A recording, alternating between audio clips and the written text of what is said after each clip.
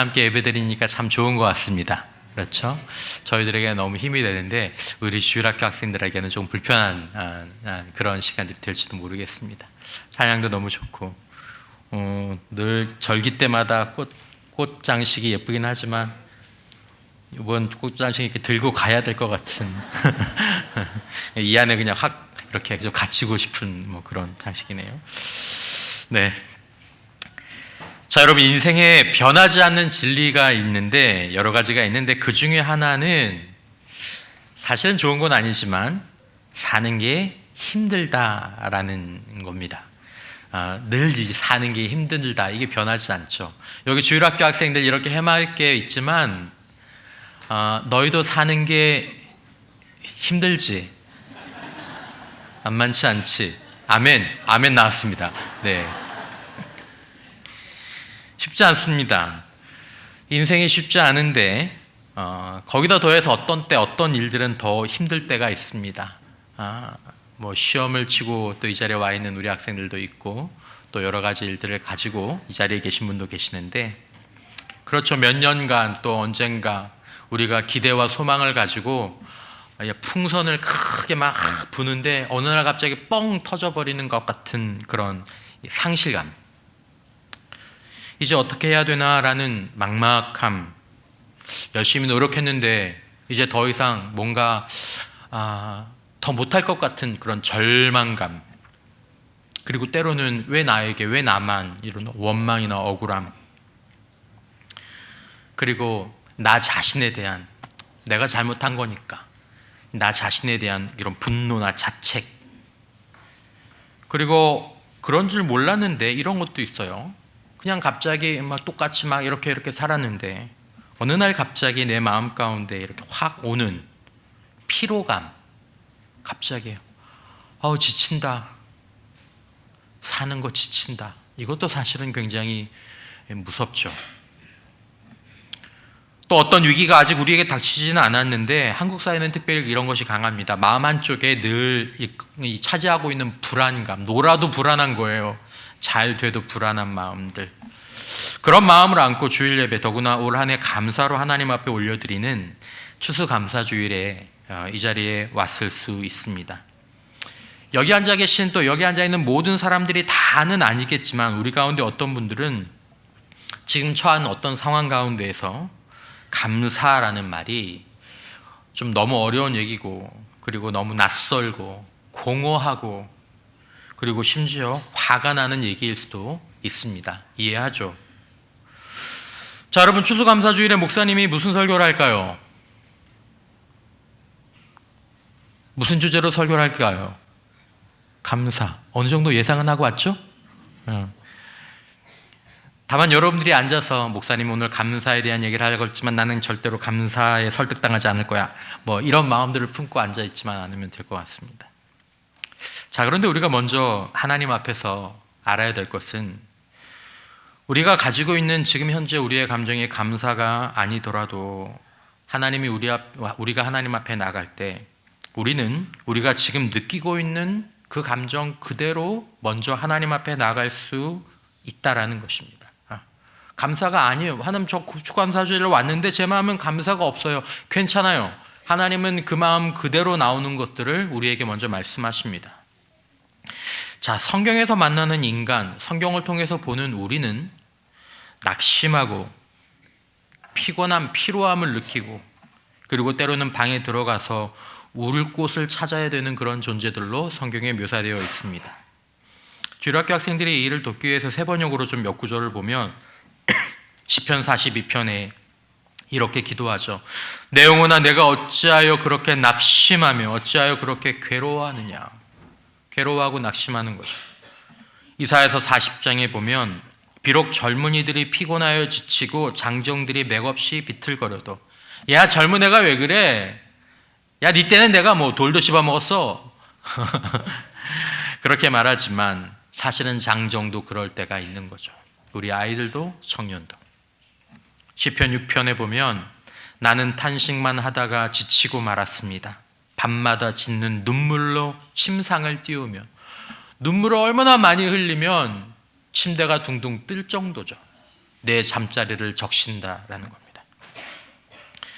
피조물 가운데에서 나 자신에게 실망해서 그것들을 실망을 넘어 스스로에 대해서 절망까지 하는 이 존재는 인간이 유일합니다. 시편 38편에 보면 내 죄의 벌이 나를 짓누르니 이 무거운 짐을 내가 더는 견딜 수 없습니다. 내 몸에 상처가 골마터져 악취를 내니 이 모두가 나의 어리석음 때문입니다. 더 떨어질 데 없어 무너져 내린 이 몸 온종일 슬픔에 잠겨 있습니다. 그러므로 감사주일 아침이라고 할지라도 시편 38편처럼 이 몸이 이토록 쇠약하여 이지러졌기에 가슴이 미어지도록 신음하며 울부짖습니다. 아 주님, 나의 모든 탄원 주님께서 다 아십니다. 나의 모든 탄식 주님 앞에 숨길 수 없습니다. 감사의 주일이지만 하나님, 저는 주님 앞에 나의 탄식을 숨길 수 없습니다 라고 하며 겨우 앉아있을 수도 있다라는 것입니다. 여러분, 우리는 우리 자신을 바라보면서, 그리고 티 안 내고 우리 곁에 앉아있는 우리의 사람들을 바라보면서 사실은 강해 보이지만 늘 강할 수 없고 늘 강하지만은 않다라는 것을 기억할 필요가 있습니다. 성경이 말하는 인간은, 성경이 말하는 우리는 위로와 격려 그리고 안식이 필요한 존재입니다. 우리는 모두가 다 얼굴을 묻고 마음을 나눌 누군가가 필요한 존재들이고, 우리의 등 뒤에서, 우리의 좌우에서 야, 너 잘하고 있어, 너 잘하고 있어, 너 잘하고 있어, 이렇게 좀 얘기해줘야 될 그런 응원이 필요한 존재고, 무엇보다도 성경이 말하는 우리는 용서가 필요한 사람들입니다. 성경은, 그리고 하나님은 이런 우리를 아십니다. 어떻게 압니까? 성경에서 인간이 그렇게 드러났기 때문입니다. 여러분, 인간에 대한 가장 정확한 이해와 분석이 바로 이 하나님의 계시의 말씀, 성경 속에 있습니다.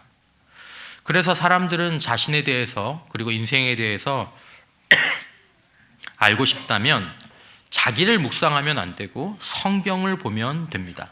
마치 물건을 사서 이 물건을 어떻게 써야 되지라고 볼 때 물건만 뒤적뒤적 보는 게 아니라 물건에 탐조된 매뉴얼을 보는 것처럼 말이죠.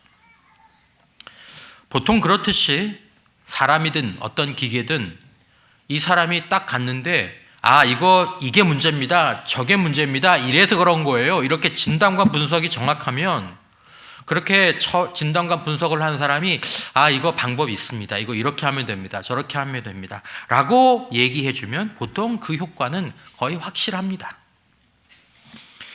여러분, 성경은 최악의 상황을 겪고 있는 우리에게, 그리고 우리의 모든 상황을 알면서 또 이해하면서, 맞아요, 제가 지금 그래요, 제가 지금 그런 마음이에요, 나는 그런 상태예요, 이것들을 제시하면서 우리에게 제시하는 가장 지혜롭고 우선적인 처방을 무엇이라고 말씀하시냐면 바로 감사라고 얘기합니다. 감사.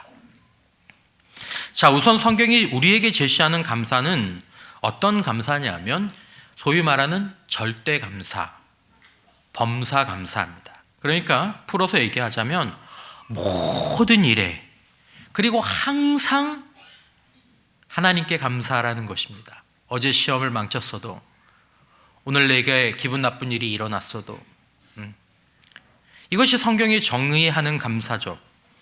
에베소서 5장 20절 말씀을 세 번역으로 좀 보면, 모든 일에 언제나 우리 주 예수 그리스도의 이름으로 하나님 아버지께 감사를 드리십시오 라고 얘기합니다. 모든 일에 언제나, 범사에 항상. 데살로니가전서 5장 18절 말씀 세 번역으로 보면 모든 일에 감사하십시오. 야, 좋은 일 있으면 꼭 감사해, 그렇게 얘기하지 않아요. 모든 일에 감사하십시오. 이것이 그리스도 예수 안에서 여러분에게 바라시는 뜻입니다. 빌립보서 4장 6절에서도 아무것도 염려하지 말고 다만 모든 일에 기도와 간구로 너희 구할 것을 무엇으로요? 감사함으로 하나님께 아뢰라 라고 얘기하는 것이 성경의 감사입니다. 그렇죠. 결론은 그것입니다. 모든 일에 대해서 항상 감사하라, 하나님께. 자, 그런데 모든 일에 항상 감사하라라는 이 감사에 대한 선택이 기독교인들에게서만 나오고 기독교인들에게만 유익한 것이냐? 그렇지 않다라는 것입니다. 책 한 권을 보자면 이건 비기독교인이 여기는 성경의 말씀이 한 절도 나오지 않습니다. 근데 제목이 이렇죠. 이 책을 지은 사람은 정신치료 전문가인데 여긴 성경에 대한 얘기가 없습니다. 이 책을 출판하게 된 이유는 우연히 이 중에 한 사람이 이 감사가 사람의 뇌나 인체에 미치는 영향을 발견하고 공동으로 이렇게 책을 지었습니다. 감사에 대한 연구와 실험을 자신들에게도 하고 감사 모임을 통해서 환자들, 굉장히 중증의 환자들과 함께 이 실험을 또 이것들을 시작하면서 그것을 통해서 나타난 결과들을 책에 담았죠. 그러면서 이렇게 이야기합니다. 제가 한번 읽어보겠습니다. 우리 환자들과 친구들, 감사 모임 회원들은 감사의 힘에 관해 많은 것을 파악하게 해주었다. 그들의 도움에 힘입어 우리는 새로운 사실을 발견했다. 이분들에게는 이게 너무 새로운 사실이에요. 근데 교회를 다녔던 분들에게는 많이 들어본 얘기죠. 자, 감사는 우리 자신과 우리의 삶, 그리고 사랑하는 사람 일, 모든 행동에서 최대의 효과를 발휘하게 만드는 힘이 있다는 사실이다. 그리고 감사하는 마음은 어떤 사실을 인식하고 해석하는 태도를 변화시킨다. 그리고 사건이나 상황에 대응하는 자세가 달라지니까 세상이나 사람들의 반응도 달라지는 거죠. 우리는 감사 모임과 함께 여러 실험을 거치면서 감사가 성공과 사랑과 기쁨과 풍성함으로 가는 길을 활짝 열어준다는 사실을 직접 체험했다. 부정적인 효과는 조금 있었다? 전혀 발견할 수 없었다. 감사는 자신은 물론이고 주변 사람들을 유익한 길로 이끌며 바라는 일을 끌어들이는 힘이 있다. 감사하는 사람들은 원하는 일자리를 얻거나 결혼 생활에서 활기를 되찾거나 건강과 에너지와 행복이 증대되었다. 감사가 이렇다면 만약에 감사의 반대는 생각하기도 힘들죠. 쉽지 않죠. 그럼 이 책이 정의하는 감사는 무엇일까? 그 책은 자신들의 정의하는 감사를 이렇게 얘기합니다. 이 책은 조건적이고 무조건적이고 모든 일이라는 얘기입니다. 그리고 지속적인 감사, 항상 감사하는 이 감사의 강력한 에너지를 소개한다. 그 에너지는 당신의 삶을 평범함에서 탁월함으로, 고난에서 기쁨으로, 장애에서 성공으로 이끄는 힘이다 라고 이야기합니다. 무조건적인 감사를 지속하는 감사, 모든 일에 항상 하나님께 믿음으로 감사하라는 성경의 감사와 대상과 방법은 좀 다르지만 겉으로 보기에는 똑같은 것을 말하는 감사입니다. 이걸 예수 안 믿는 사람들이 발견하고 그리고 그것들을 하려고 매주 모여서 무던히도 애를 써가는 거죠. 우리처럼 교회에 매주 나오는 학생들이나 어른들은 세상 사람들보다 감사라는 말을 훨씬 자주 듣고 매우 익숙합니다. 늘 듣는 게 감사니까. 하지만 우리 모두가 듣고 아는 그런 감사를 자신들이 실제로 실천하면서 감사의 가치나 능력을 우리 모두가 나눈다고 말하기는 어려울 수 있습니다. 심지어 오늘 추수감사절에 이 자리에 나오면서도 별로 감사할 마음이 안 드는데 감사할까 말까 할까 말까 이런 때도 적지 않죠. 일반인들이 흥분하여 펴낸 이 책은 모든 일에 항상 감사하는 이런 감사가 강력한 동조 현상을 일으킨다고 주장합니다. 우리 주일학교 학생들이 더 잘 알 거예요. 동조 현상. 백동조 목사님이 아니라 동조 현상. 똑같은 것이 함께 일어나는 거예요. 내가 하는데 나만 여기서 그치는 게 아니라 그 영향을 받은 어떤 쪽에서도 똑같은 일이 일어나는 거죠. 저 쉽게 얘기하면 내가 감사하니까 이 감사가 다른 감사를 불러오고 더 감사할 일들을 친구로 데리고 온다라는 거죠, 내 삶에. 그래서 이런 얘기를 합니다. 감사 모임 회원인 그레그는 이렇게 지적했다. 감사는 더 큰 감사를 불러오며 자꾸 감사할 요소를 끌어들이는 것 같아요. 저는 감사하면 할수록 더욱 감사하고 싶은 마음이 생기는 걸 직접 체험했어요. 그리고 감사할 기회도 점점 많아졌죠. 사실 이 책은 평점이 굉장히 높지만 제가 보기에 이 책의 결론들은 그다지 새로운 것이 없어서 이렇게 쭉 보다가 몇 부분을 참고하려고 다시 보는데 맞아, 감사가 이게 있지라고 이렇게 깨달은 내용이 있습니다. 어떤 부분이냐면 이 부분입니다. 삶을 획기적으로 변화시키는 감사란 어떤 것일까? 여기에는 반드시 두 가지 요소를 갖추어야 한다. 하나는 고마워하는 마음과 소중하게 여기는 마음이다. 삶을 변화시키는 에너지를 가진 감사는 고마움과 소중함이 결합된 감사여야 한다. 제가 특별히 깨달았던 것은 맞아, 감사하는 건 소중히 여기는 마음을 일어나게 하고 그런 마음이 품게 되지라고 한다는 이 사실을 제가 좀 새삼 깨달았습니다.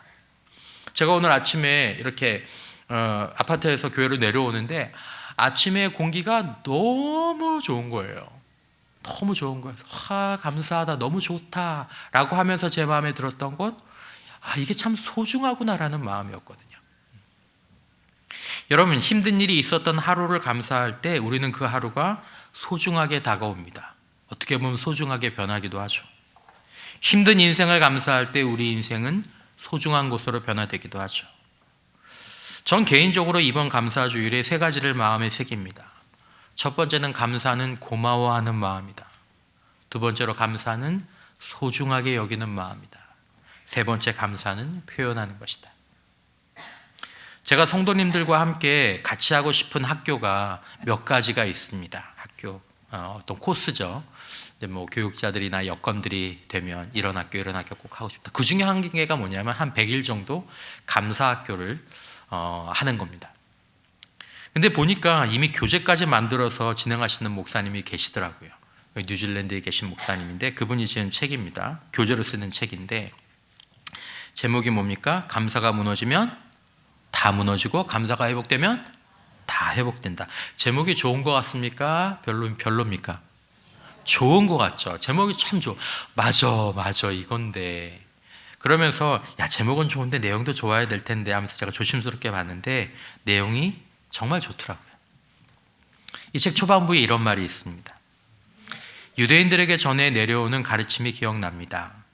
감사합니다 라는 말이 아이의 입에 익숙해지기 전에는 아이에게 아무 말도 가르치지 말라라는 가르침입니다. 너무 좋은 말이죠. 아이에게서 그 아이가 감사합니다 이 말이 익숙해지기 전까지는 영어도 가르치지 말고 다른 것도 가르치지 말고 비유죠. 그만큼 아이의 중심 가운데, 마음 가운데 가장 먼저 세워져야 될 것이 감사의 태도와 말이다라는 거죠. 여러분, 우리는 나이가 적으나 많으나 이렇게 주일학교 학생들이나 우리 성인들이나 우리 마음 가운데 감사가 별거 아니라고 생각하는 경향이 있습니다. 감사해야지 그 정도? 그러나 감사는 인생과 신앙의 운명을 바꾸는 열쇠가 됩니다. 바꾼다고요. 이렇게 됐던 걸 이리로 확. 감사는 우리 삶의 태도에서 말할 수 없이 중요한 것입니다. 지혜자들은 이미 수천 년부터 이 얘기를 해왔습니다. 우리의 삶과 신앙 가운데에서 가장 익숙한 말이 감사합니다 이어야 합니다. 아주 자연스럽게, 때로는 무의식적으로 감사합니다 입에 붙어. 여러분, 우리가 아이들을 별별 학원을 다 보내고 아이의 감수성이나 아이의 재능을 개발하고 때로는 자존감을 높이고 다치지 않으려고 별일을 다 하는데 혹시라도 만약에 우리 아이가, 여기 앉아있는 우리 아이들이 감사합니다 라는 말을 익숙하고 능숙하게 사용하지 못한다면 그 아이는 불행한 삶을 살게 될 것입니다. 그리고 그 아이와 잘 모른 채 함께 사는 사람은 불행하게 되겠죠. 생각해 보세요. 감사합니다, 고마워요, 이 마음, 이 이야기, 이것을 품지 못한 사람과 함께 삶을 살아야 되는 것. 감사를 모르거나 감사합니다 라는 말을 배우지 못한 부모님들이 있습니다. 이것들은 거의 부모님에게 배우거든요. 그런 부모님들은 아이들에게 감사의 본보기가 되기 힘들죠. 그 부모님들의 감사합니다라는 말을 별로 하지 않아요. 늘 원망하고 불평하고 판단하고 정죄하고 넌 잘해야 돼. 그러니까 부모가 자신의 부모에게서 배우지 못한 감사를 배우기 위해 겸손하게 감사의 학교에 입학할 필요가 있는 거죠. 나는 그렇게 하지 않았지만, 나는 그렇게 배우지 못했지만, 그래도 나는 우리 아이들과 함께 감사의 나눔을 하고, 오늘 감사한 일이 어떤 것들이 있었니? 감사일기를 써보면서 놓쳤던 감사들을 다시 되짚어보고, 감사의 말과 글을 아이들에게 가르치고, 감사의 표현을 하는 법을 가르치고, 그러면서 아이들에게 감사의 힘과 가치를 느끼게 해줄 필요가 있죠. 아이들이 키가 얼마나 자랐나, 성적은 얼마나 올랐나, 이것도 보지만 어느 책에 나오는 것처럼 감사의 키도 자라고 있는지를 봐주어야 하는 거죠. 하나님에게, 부모님에게, 선생님들에게, 주위의 친구들에게, 또 사람들에게, 세상의 모든 날들에게, 봄, 여름, 가을, 계절에게, 일상에 일어나는 일들, 또 일어나지 않은 일들에 대해서도 고마워하는 마음, 이거 참 소중하다, 그렇게 여기는 마음, 그리고 그것들을 표현하는 능력을 연습을 해야 되는 거죠. 만약에 우리 아이들이 감사합니다, 이렇게 진심으로 말하는 그런 법을 배웠으면, 그저 평범한 별것 아닌 일상 가운데 있어서도, 그리고 소박한 밥상을 앞에 두고도, 자기 마음에 별로 안 드는 일이 있어도 감사합니다, 이렇게 환하게 웃으면서 말할 수 있으면 어쩌면 부모로서 우리의 역할이 충분할 수 있습니다. 여러분 꼭 기억하셔야 합니다. 감사는 진정한 변화와 회복, 행복, 축복의 문을 여는 거의 유일한 열쇠입니다. 거기에 믿음과 사랑 정도가 포함될 수는 있겠죠. 만약에 감사가 빠진 능력을 가진 아이가 있다? 이건 재앙입니다. 거의 재앙입니다. 능력이 있는데 감사가 없어. 이런 사람 거의 재앙입니다. 건강하고 행복하고 성공하고, 그 성공을 내가 누리고 다른 사람들과 함께, 야, 너 성공해서 너무 좋다, 이렇게 누리는 삶을 살고 싶다면 가장 먼저 반드시 감사합니다라는 말, 감사합니다라는 글, 감사합니다라는 것을 표현할 줄 아는 이것들을 꼭 배워야 합니다. 여러분들 주변에 감사하지 않는 사람들을 두면 안 됩니다. 그러면 그 사람들은 감사하지 못할 일들을 불러오게 됩니다. 원망할 일들, 불평할 일들을 불러옵니다. 아까 얘기한 것처럼 이것들은 다 동조 현상을 갖고 있는 말들이기 때문이죠. 성경은 감사할 줄 모르는 사람들에게서 돌아서라라고 명령하고 있습니다. 디모데후서 3장 1절에 보면, 너는 이것을 알라, 말세에 고통하는 때가 이르러 사람들이 자기를 사랑하고 돈을 사랑하고 자랑하며 교만하며 비방하며 부모를 거역하며 뭐하지 아니하며 감사하지 아니하며 거룩하지 아니하며 경건의 모양이 있으나 능력은 부인하니 이 같은 자들에게서 내가 뭐하라? 돌아서라. 돌아설 수 있으면 돌아서라. 아무리 예뻐도, 아무리 돈을 잘 벌어도, 아무리 내 마음을 흔드는 외모를 가졌다고 할지라도 침착하게 한 가지 질문을 꼭 던져야 하는 것입니다. 저 사람은 감사하는 사람인가? 저 사람은 고마워하는 마음, 소중하게 여기는 마음, 그것을 말로, 글로, 때로는 그것을 담은 작은 선물로 표현할 수 있는 사람인가? 하나님께 감사하는 사람, 사람들에게 감사하는 사람, 주어진 날들과 계절과 소소한 일상에 대해서 감사하면서 그것들의 소중함을 느끼는 사람, 최악의 상황 같은데도 그것들을 감사로 해석할 수 있는 그런 사람이 되고, 만약에 그런 사람을 본다면 얼른 여러분 곁으로 데려오십시오. 그 반대라면 주저없이 돌아서십시오. 제가 성도님들과 어떤 문제나 고민을 가지고 얘기를 나눌 때 제가 주의 깊게 듣고 제가 가장 먼저 권면하게, 또 자주 권면하게 되는 것은 아마도 감사하는 마음과 태도인 것 같습니다. 그거 놓치시면 안 됩니다. 그거 유지하십시오. 그거 먼저 하십시오. 이거 하면 됩니다. 뭐 이런 얘기들. 이 목사가 감사밖에 몰라서가 아닙니다. 왜냐하면 감사가 가장 중요하기 때문이고, 가장 효과적이고 가장 강력하기 때문이고, 대부분 감사면 거의 모든 것들을 푸는 열쇠로 충분했던 것을 갈수록 더 경험합니다. 결국 여기서 모든 문제가 나오고, 이게 되면 다 되는 거예요. 예를 들어 볼까요? 목사님, 우리는 더 이상 같이 살고 싶지 않아요. 우리 부부. 근데 부부가 제 말을 듣고 그리고 조금 생각을 바꿔서 서로에게 감사하는 말, 감사하는 마음을 품고 살기로 했어요. 그럼 부부가 회복될까요? 안 될까요? 됩니다. 90% 이상 됩니다. 남편이 마음을 담아서 여보 고마워요. 아내가 마음을 담아서 여보 고마워요. 우리 내일 서로 따로 삽시다. 이렇게 얘기 안 해요. 안 해요. 웃으라고 제가 드리는 말씀이지만 인생에 여러 가지 문제들이 있을 때 하나님 감사합니다. 이거 참 감사한 일이네요. 많은 것들이 그 한마디와 함께 쭉 썰물처럼 올라와요. 13, 14세기에 독일의 기독교 신비주의가 좀 있는 영성가지만 그 영향이 지금도 미치고 있는 사람 가운데 에크하르트라는 사람이 있습니다. 마이스터 에크하르트라고 부르는데 그분이 이런 글을 남겼습니다. 우리가 평생 감사합니다 라는 기도만 해도 그것으로 충분하다. 감사합니다 하나님, 이것으로 충분하다. 평생 할 기도가. 여러분, 우리가 감사합니다 라는 진심 어린 이 한 문장의 기도와 고백을 모든 상황, 모든 순간에 하나님 앞에 드린다면 한평생 하나님과의 관계를 지키고 힘든 우리의 삶을 하나님께 맡기는데 부족함이 없다는 것은 성경이 가르치는 바이기도 하지만 경험적으로도 틀린 말이 아닙니다.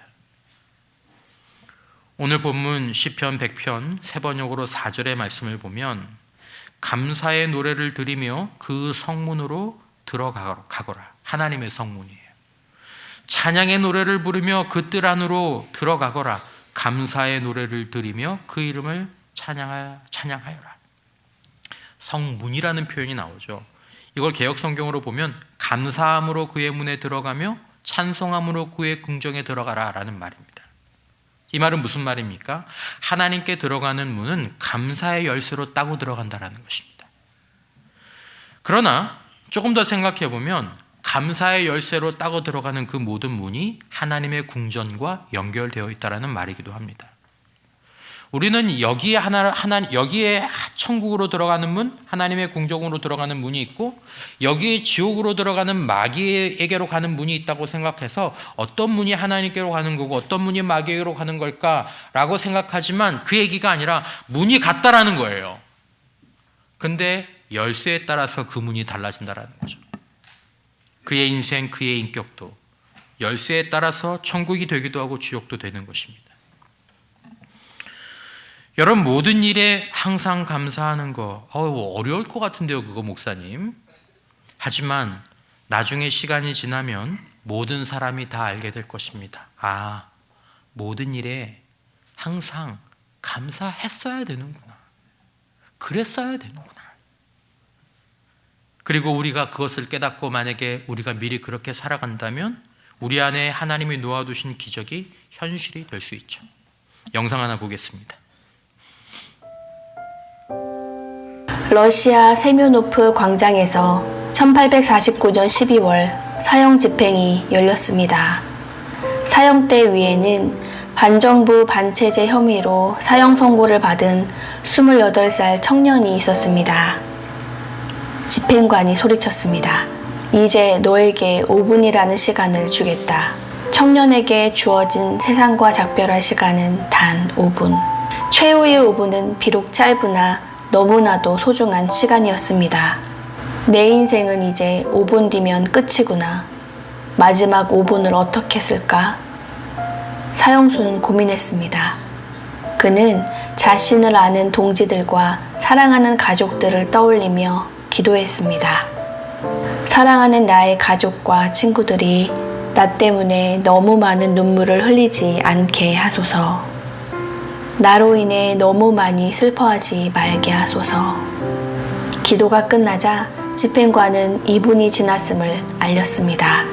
그러자 사형수는 이런 생각이 들었습니다. 나는 왜 이렇게 헛된 시간 속에 살았을까?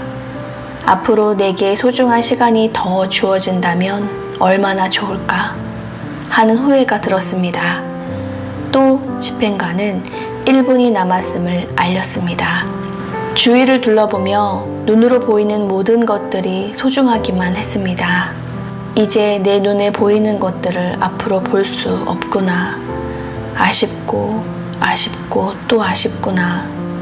사형수는 처음으로 느끼는 세상의 소중함에 뜨거운 눈물을 흘렸습니다. 그렇게 마지막 1분도 지나고 곧 청년을 저격하기 위해 장전하는 소리가 그의 심장에 꽂혔습니다. 그런데 갑자기 어떤 한 사람이 뛰어오더니 멈추시오. 형 집행을 멈추시오. 사형 대신 유배를 보내라는 황제의 정갈이 도착한 것입니다. 청년은 간신히 목숨을 건질 수 있게 되었습니다. 놀랍게도 그 사형수는 바로 러시아 대문호 도스토예프스키였습니다. 구사일생으로 풀려난 그가 그날 밤 담담한 어조로 동생에게 편지를 썼습니다. 그동안 허송 세월을 보냈던 날들을 생각하니 심장이 피를 흘리는 듯하다. 인생은 하나님의 선물이고 모든 순간은 영원의 행복일 수 있었던 것을 조금 더 젊었을 때 알았더라면 이제 내 인생은 바뀔 것이다. 나는 다시 태어난다는 말이다. 이후 시베리아에서 보낸 4년의 수용소 유배 생활은 그의 인생에서 가장 값진 인생이 되었습니다. 혹한 속에서 무려 5kg이나 되는 족쇄를 매단 채 지내면서도 감사했고 창작 활동에 몰두했습니다. 글쓰기가 허락되지 않았던 유배 생활이었지만 시간을 낭비할 수 없어 종이 대신 머릿속으로 소설을 쓰기 시작했습니다. 그리곤 모든 것을 외워버리기까지 했습니다. 유배 생활을 마친 후 세상 밖으로 나온 도스토예프스키는 인생은 5분의 연속이라는 각오로 글쓰기에 매달렸고 1881년 눈을 감을 때까지 수많은 불후의 명작을 발표했습니다. 도스토예프스키가 사형에 처할 뻔한 이유는 이러했습니다. 그가 어릴 적 아버지가 농노들로부터 처참하게 살해되는 것을 목격하고는 그 충격으로 평생을 간질로 고생하게 됩니다. 그는 아버지를 죽인 사람들을 기억하면서 사회주의 운동에 뛰어들었고 반체제 혐의로 체포되어 사형 선고를 받게 된 것입니다. 사형수들을 싣고 가는 열차가 가니역에 멈췄을 때 그는 어느 부인으로부터 작은 책 한 권을 받았는데 그것은 바로 성경책이었습니다. 그는 사형을 기다리면서 감옥에서 성경을 읽기 시작했으며 성경을 품에 품고 힘들 때마다 성경 구절을 외웠습니다. 그는 하나님의 음성을 들었고 예수님을 인격적으로 만나 진정한 믿음이 생기기 시작했습니다. 그는 유배 생활 이후 고향으로 돌아온 후 죄와 벌, 카라마조프가의 형제들 등을 써서 세계 최고의 문학가가 되었습니다. 도스토예프스키는 임종 직전 아내에게 시베리아 형무소에서부터 지니고 있었던 너덜너덜해진 성경책을 읽어달라고 부탁했습니다. 그는 아내가 읽어주는 성경 말씀을 들으며 성경책을 가슴에 안고 죽었습니다. 성경은 예수님을 믿는 사람들에게 하나님께서 어떻게 죄를 사하여 주시고 영원한 생명을 주시는지에 대한 진리를 말씀하시는 책입니다. 이 성경을 통하여 우리는 하나님을 만나고 나 자신을 만나고 주님을 만나고 영생을 얻습니다. 풀은 마르고 꽃은 시드나 주의 말씀은 영원히 서리라. 이사야 40장 8절 말씀. 아멘. 네, 제가 이번에 말씀을 준비하다가 만난 책입니다. 오늘도 감사의 숲을 걷습니다 라는 책인데 이 책을 지은 어머니죠. 어머니의 아들은 창성이라는 아들을 뒀는데 창성이는 좀 아픈 병이 있었습니다. 코넬리아드 랑게 증후군이라는 이름도 낯선 그 병인데 이제 2022년 재작년 가을에 출판된 책이에요. 거기에 보면 이제 이런 소개가 있습니다. 15살이 되었지만 손과 발은 아직 돌 지난 아이보다 작고 걸음걸이는 피노키오 마냥 뒤뚱거린다. 기저귀를 차고 옹알이 정도밖에 할 수 없는 창성이. 하지만 이제 비교하지 않기로 했다. 창성이는 창성이 나름의 속도가 있다. 정상이라고 평균이라고 하는 것에 연연해봤자 마음만 아프다. 창성이에게는 창성이만이 가지고 있는 아름다움이 있다. 무엇과도 누구와도 비교할 수 없는 아름다움, 그 아름다움을 찾고 함께함의 기쁨을 누리기에도 시간이 부족하다. 이 증후군은 여러 가지 이상 증상이 있는데 이 창성이는 좀 중증에 해당하는 친구였습니다. 저는 감사주일에 누구의 어려움을 보면서 여러분들은 그러니 감사하십시오라고 말하는 건 그렇게 좋아하지는 않습니다. 하지만 여기서 감사의 어떤 그 힘, 그리고 감사가 어떤 일들을 하는지 저는 이런 것들을 좀 보게 됐던 것 같습니다. 창성이라는 말은 할아버지가 지어준 이름인데 하늘을 가득 메운 별들이라는 뜻이죠. 아브라함의 이야기를 생각나게 합니다. 이 친구의 이야기를 조금 더 보겠습니다. 영상으로.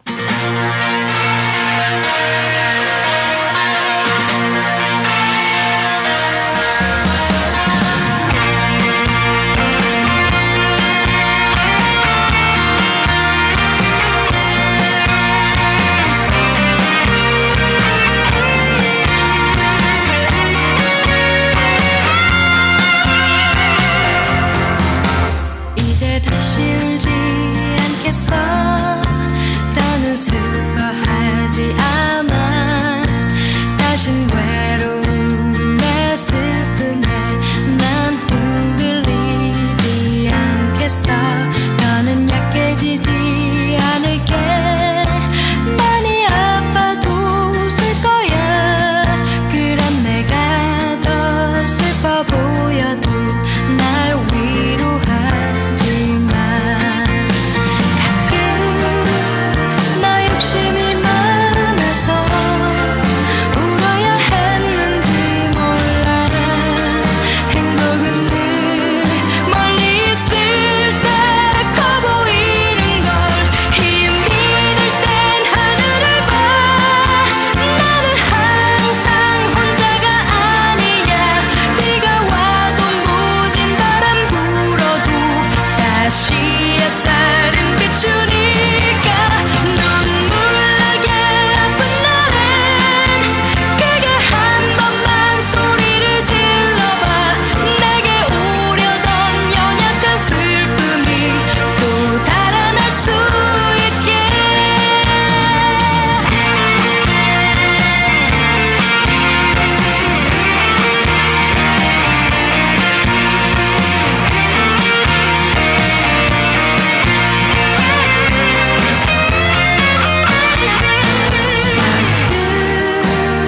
어제가 후회돼도 나 지금 사는 오늘이 내일 보면 어제가 되는 하루일 테니.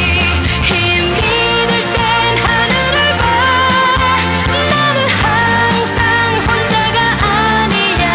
비가 와도 모진 바람 불어도 다시 햇살은 비추니까. 눈물 나게 아픈 날엔 크게 한 번만 소리를 질러봐. 내게 오려던 연약한 슬픔이 또 달아날 수 있게. 앞만 보고 걸어갈게. 때론 혼자서 뛰어라도 갈게. 내게 멈추던 조그만 슬픔도 날 따라오지 않게.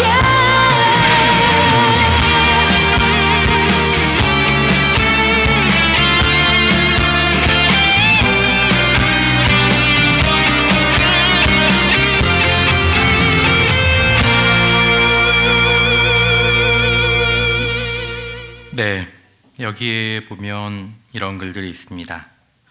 처음 이 증후군에 대해 들었던 날이 기억난다. 눈물이 앞을 가렸던 날, 그때의 절망과 당혹감이 창성이와 함께하는 하루하루를 보내며 감사로 물들어갔다. 창성이를 키우면서 당연한 일이라고 생각했던 모든 것이 얼마나 감사한 일인지를 절실히 깨달았다. 상황이 주는 감사가 아닌 상황을 대하는 내 마음의 변화로 인한 감사. 그것이 고된 시간을 견디게 한 힘의 근원이 되어 주었다. 내게 날아온 작고 약했던 감사의 씨앗 창성이 이제는 크고 작은 감사의 열매를 맺는 한 그루 나무가 되었고 매일 감사의 숲을 걷게 하는 동력이 되었다. 그 기적을 나눔이 의미 있을 것 같아서 용기를 내보았다. 그러면서 책을 시작합니다. 창성이는 제가 우연히 봤더니 올해 2024년 올해 5월에 16년의 삶을 마치고 이제 천국으로 떠났습니다. 재작년에 출간된 이 책의 서문 마지막 부분입니다. 재작년 상황이죠. 창성이를 기르며 비교 게임에서 자유로워지는 법을 배웠다. 끊임없는 비교로 만족감과 열등감 사이를 오가는 일을 멈추게 되었다. 창성이만이 가진 아름다움을 찾은 것처럼 내 삶에 숨겨진 소중한 것들을 찾고 그것에 감사할 줄 알게 되었다. 비교의 눈이 감사의 눈으로 바뀌었다고나 할까? 비교에 소진했던 에너지를 감사에 사용하니 내 삶에 감사거리가 얼마나 많은지 모른다. 감사의 깊이와 넓이가 날마다 더해지니 쳇바퀴를 돌리는 것 같은 일상도 지루하지 않다. 항상 걱정이 풍성한 나에게 창성이는 비교에서 벗어나 감사로 나아가는 삶의 지혜를 깨닫게 했다. 사람의 키는 땅에 닿을 정도면 된다. 대신 감사의 키를 키우려 노력해 볼 일이다. 창성이가 떠나는 날까지 창성이 아빠, 엄마, 할머니, 할아버지, 동생, 주변의 사람들은 열심히 감사의 키를 함께 키워갔습니다. 이 책에는 온갖 아픔과 슬픔 속에서 피어난 모든 감사와 행복과 기쁨이 함께 있었습니다. 이상하죠? 감사가 그곳에서 피어나는 게. 윌리엄 아스워드의 말에 이런 말이 있습니다. 감사하는 마음은 매일을 특별한 날로 변모시킬 수 있고 되풀이되는 일상을 기쁨으로, 평범한 순간을 축복으로 바꿀 수 있다. 지루해, 재미없어, 불행해, 짜증나. 어디에 원인이 있을까요? 모든 일, 모든 날에 대한 반응으로 감사를 선택하는 것은 가장 지혜로운 일입니다. 지나고 나면 그것을 알게 될 것입니다. 감사하는 것은 지식이고 지혜고 믿음입니다. 감정으로는 결코 감사에 이를 수 없습니다. 도저히 감사할 수 없는 일, 그런 날들이 있을 수 있겠죠. 그럼에도 불구하고 심지어 하나님과 그 약속을 모르는 사람들 가운데 있어서도 어떤 사람들은 하나님과 그 약속을 모르는데도 모든 일에 항상 감사하려고 노력하는 모습을 보고는 합니다. 왜냐하면 그렇게 하지 않으면 자신이 죽을 것을 알기 때문이고 감사가 모든 상황에서 최선의 대안이라는 것을 알기 때문입니다. 가장 어려운 날의 감사는 그 고통을 견디고 그 고통을 가르지르는 유일한 지름길이라는 것을 알고 있기 때문이죠. 그리고 그들은 그 보상을 받습니다. 하나님을 모르는데도. 여러분, 그리스도인들에게는 놀라운 약속이 있습니다. 우리는 그런 날들이 있습니다. 하나님 왜 그런 일을 허락하셨어요? 왜 그때 저는 그렇게 힘든 상황을 겪어야 했어요? 왜 기도 응답해 주지 않으셨어요? 하나님 왜 우리 가정은, 왜 내 사랑하는 남편과 아내에게, 우리 아이들에게, 우리 부모님에게, 왜 나는? 그리스도인들에게는 약속이 있습니다. 요한계시록 17장 17절 세 번역으로 보면 보좌 한가운데 계신 어린 양이 그들의 목자가 되셔서 생명의 샘물로 그들을 인도해 주실 것이고 하나님께서 그들의 눈에서 눈물을 말끔히 씻어 주실 것입니다. 이건 단지 위로해 주신다라는 말이 아닙니다. 회복해 주신다라는 것입니다. 다 갚아 주신다라는 것입니다. 이사야서 25장 8절 세 번역으로 보면 주님께서 죽음을 영원히 멸하신다. 주 하나님께서 모든 사람의 얼굴에서 눈물을 말끔히 닦아 주신다. 그의 백성이 온 세상에서 당한 수치를 없애 주신다. 이것은 주님께서 하신 말씀입니다. 지금은 잘 모를 수도 있습니다. 왜 감사했어야 했는지, 감사가 왜 옳았는지. 하지만 우리는 오늘 찬양대가 부른 찬양처럼 그날이 되면 다 알게 될 것입니다. 그래서 그랬구나. 감사가 맞는 거였구나. 감사할 일이었구나. 그리고 우리는 그날에 하나님께서 다 갚아주시는 것들을 누리게 될 것입니다. 그러니까 감사는 우리에게 가장 좋은 방법, 반응이 되는 것이죠. 우리는 견디는 것으로 끝나지 않고 면류관을 받게 될 것입니다. 여러분, 감사는 하나님을 위한 것이 아닙니다. 사실은 감사는 우리를 위해 주신 하나님의 특별한 능력과 선물입니다. 감사는 항상 모든 일에 지혜이고 믿음이고, 감사는 행복이고 축복이고, 감사는 모든 것을 이기고 모든 것을 얻는 능력입니다. 이 자리에 있는 주일학교 학생들, 그리고 우리 청소년 여러분들, 여러분들이 감사하지 못하는 건 비단 여러분들이 믿음이 없거나 여러분들이 고집이 세서가 아닙니다. 여러분들의 호르몬도 문제가 있습니다. 그럼에도 불구하고 감사는 오래된 지혜이구나. 내가 감사로 반응하면 나의 모든 상황들은 변화될 수 있고, 내가 감사로 반응하면 하나님이 내 인생에 들어오시는구나. 여러분들이 이 말씀을 진지하게 받아들이고, 여러분들 주변에 원망 불평 가득한 친구들 가운데 있어서도 고마워, 감사합니다, 감사합니다, 감사합니다 살아가기 시작하면 여러분들 안에 있는 기적이 밖으로 드러나게 될 것입니다. 감사주일은 이렇게 지나가지만 우리의 감사는 이제 우리의 하루의 시작과 하루의 끝에 침대 위에서, 가정에서, 우리의 모임 가운데 다시 한번 힘차게 일어났으면 좋겠습니다. 고마워하는 마음, 너무 소중하다. 그것을 표현하는 감사, 감사로 승리하고 개인과 가정의, 공동체의 기적과 천국의 문을 여는 우리 신도방 모든 가족이 될 수 있기를 주님의 이름으로 축원합니다.